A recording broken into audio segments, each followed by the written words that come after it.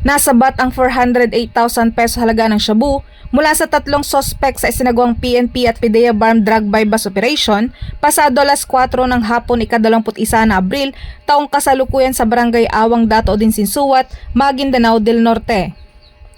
Kinilala ni PDEA Barm Director Gil Cesario Castro ang mga sospek na sina alias Joe, alias Rod at alias Bin na pawang nasa mga hustong gulang.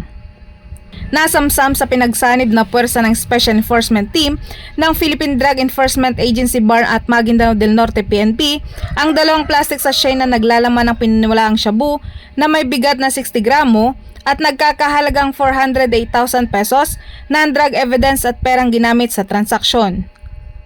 Nasa kustodiya na ng PDEA BARM ang mga sospek at posibleng maharap ang mga ito sa kasong paglabag sa Section 5 at 11 Article 2 ng RA 9165 o Comprehensive Dangerous Drugs Act of 2002. Patuloy na hinihikayat ng PNP ang publiko na makipagtulungan sa mga otoridad sa pamamagitan ng pagbibigay ng impormasyon ukol sa mga ilegal na aktibidad upang mapanatili ang kapayapaan at kaayusan sa ating mga komunidad. Mula rito sa Rio ng Bangsamoro, ako ang iyong PNN correspondent, Patroluman Angela Bandarlipe, alagad ng batas, taga-taguyod ng Balitang Pulis.